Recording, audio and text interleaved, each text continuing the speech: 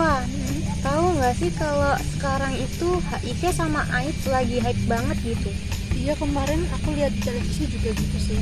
Tapi BTW kamu tahu nggak apa itu HIV/AIDS?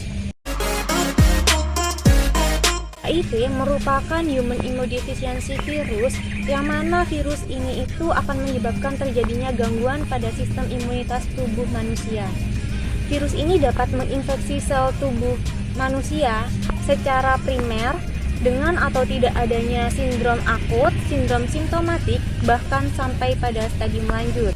Acquired Immunodeficiency Syndrome atau AIDS merupakan gabungan gejala dan penyakit akibat dari adanya penurunan sistem imunitas atau kekebalan tubuh akibat sel yang terinfeksi oleh virus HIV. Pada fase ini mengidentifikasi tahap akhir adanya infeksi HIV. Penularan HIV dapat terjadi melalui hubungan seks, kemudian penggunaan jarum suntik dan transfusi darah. Meskipun jarang, HIV juga dapat menular dari ibu ke anaknya selama masa kehamilan, melahirkan, bahkan sampai dengan masa menyusui. Yang pertama, berhubungan seksual dengan berganti-ganti pasangan. Terus yang kedua, menggunakan jarum suntik secara bersama-sama. Pada tahun 2013, terdapat 29.037 kasus dengan 26.527 atau 90,9% berada pada usia reproduksi dan 12.279 orang diantaranya adalah perempuan.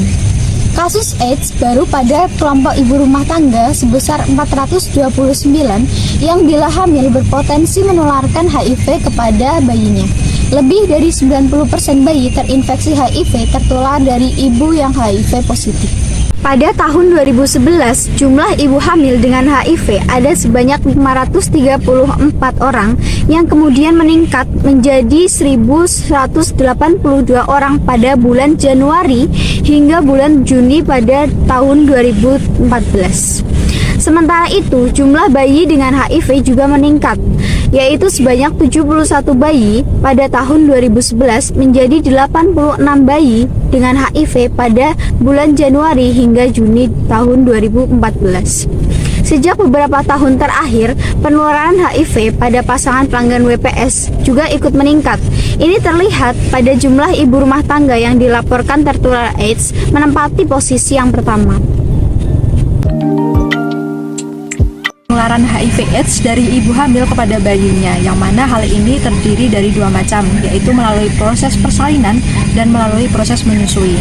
Untuk yang pertama, yaitu ketika menjalani proses persalinan, bayi dapat tertular HIV dikarenakan terkontaminasi darah atau cairan milik ibu yang terinfeksi HIV.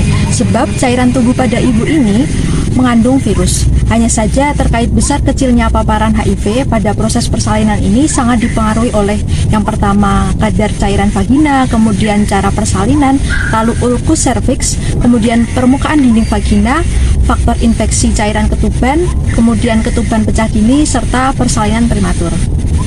Yang kedua yaitu melalui proses menyusui, yang mana terdapat beberapa faktor risiko yang meningkatkan penularan HIV melalui ASI pada ibu yang tidak menggunakan ART, yakni seperti terdeteksinya viral load HIV dalam darah ibu, kemudian penyakit HIV lanjut pada ibu, lalu durasi menyusui yang lama, kemudian peradangan puting susu, lalu peradangan mulut dan usus bayi, serta makanan campuran pada bayi berusia kurang dari 2 bulan.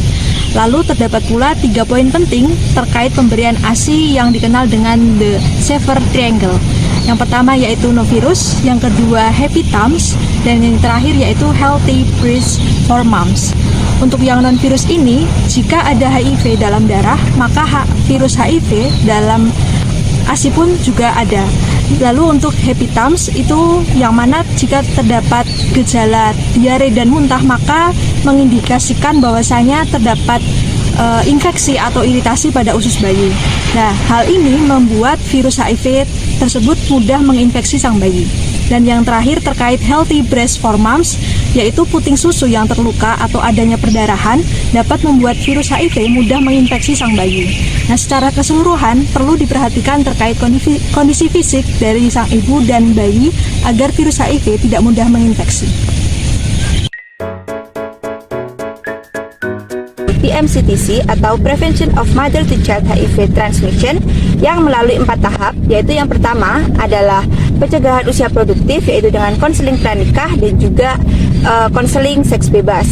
Kedua adalah pencegahan sebelum kehamilan yang tidak direncanakan, yaitu dengan konseling suami istri dan juga efektivitas penggunaan kontrasepsi yang efektif dan aman. Dan tahap yang ketiga adalah pencegahan transmisi dari ibu ke anak dapat dilakukan dengan beberapa cara. Yang pertama adalah pencegahan atau penggantian ASI yang tidak dapat diberikan secara langsung kepada anak dan digantikan dengan susu formula. Kemudian sebisa mungkin tidak melakukan proses persalinan secara langsung dan dapat dilakukan dengan operasi sesar.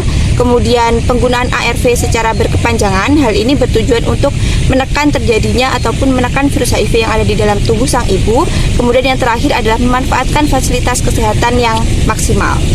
Kemudian untuk tahap yang keempat atau tahap terakhir dari program PMCTC adalah memberikan dukungan sosial dan juga psikologis kepada ibu dan juga anak. Dukungan ini bisa diberikan dengan memberikan dukungan oleh suami ataupun keluarga dan juga memberikan dukungan ASI dengan menggantikan ASI dengan susu formula, dukungan pemberian fasilitas layanan kesehatan yang memadai, dukungan ARV yang berkepanjangan, kemudian dukungan operasi sesar dan juga dukungan tentunya untuk sang buah hati.